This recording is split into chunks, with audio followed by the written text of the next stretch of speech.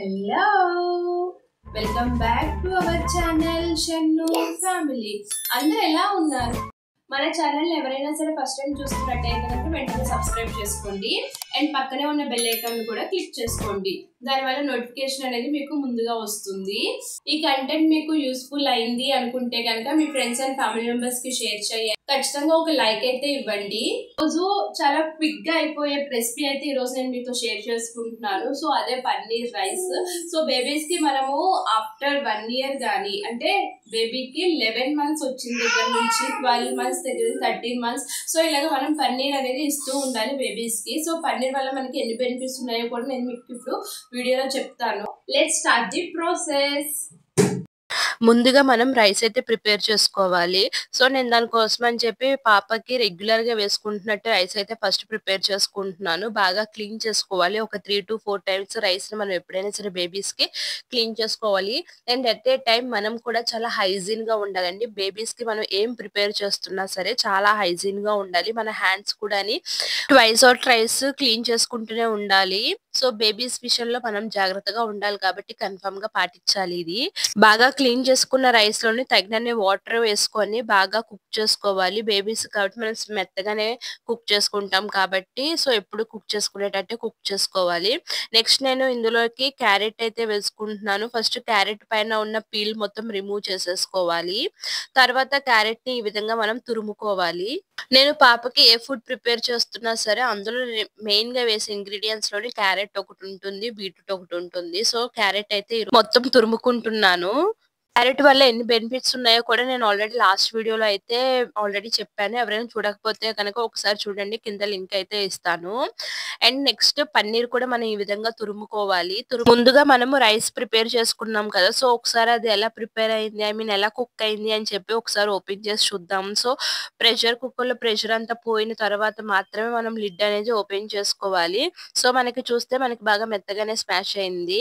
ఆ rice separate చేసుకుని వేరే బౌల్లోకి తర్వాత అదే కుక్కర్ లోని కొంచెం గీ అయితే యాడ్ చేసుకోవాలి. నేను 1.5 స్పూన్ గీ అయితే యాడ్ చేసుకున్నాను. ఆల్రెడీ మనం క్యారెట్ తురుముకొని పక్కన పెట్టుకున్నాం కదా, సో గీ కొంచెం వేడైన తర్వాత ఆ క్యారెట్ అనేది అందులో మనం వేసుకొని ఒక 2 minutes జస్ట్ కుక్ చేసుకుంటే సరిపోతుంది. బేబీస్ కి పన్నీర్ పెట్టడం వల్ల బోన్స్ అండ్ టీత్ పెరుగుదలకు అవసరమైన కాల్షియం, ఫాస్ఫరేట్ తో పాటు వాటి గ్రోత్ కి కావాల్సిన ప్రోటీన్స్ కూడా మనకి పన్నీర్ లో ఉంటాయి. పన్నీర్ లోని జింక్ అనేది ఎక్కువగా ఉంటుంది. సో అది రోగ నిరోధక శక్తిని పెంచుతుంది. అండ్ అలాగే మనకి ఇందులో విటమిన్ ఏ, B6, B12 ఇలా ఉండడం వల్ల బ్రెయిన్ షార్ప్నెస్ అనేది ఇస్తుంది. పన్నీర్ లో ఉండే ఫ్యాట్ బేబీకి వెయిట్ గెయిన్ అవ్వడానికి బాగా యూజ్ అవుతుంది.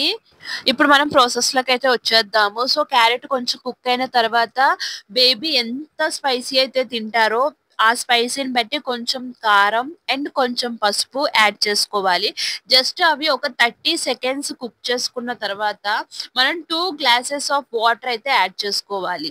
వాటర్ బాగా వేడైన తర్వాత మాత్రమే మనం ఆల్రెడీ పన్నీర్ ని సన్నగా తురుముకున్నాం కదండి, సో అలా తురుముకున్న పన్నీర్ ని కూడా ఒకసారి ఇందులో వేసేసుకొని జస్ట్ ఒకసారి స్పూన్ తోనే అటు ఇటు కలుపుకోవాలి. ఇప్పుడు చిటికెడు సాల్ట్ వేసుకోవాలి. మనము ఫస్ట్ క్యారెట్ అయితే బాగా ఉడికిందో లేదో చూసుకోవాలి. సో బాగా ఉడికిన తర్వాత ఈ విధంగా వాటర్ బబుల్స్ వస్తూ ఉంటాయి కదా, సో ఇలాంటి టైంలో మనం ఆల్రెడీ రైస్ ముందే కుక్ చేసుకొని పెట్టుకున్నాం కదా, సో ఆ రైస్ అనేది ఇప్పుడు మనం యాడ్ చేసుకోవాలి.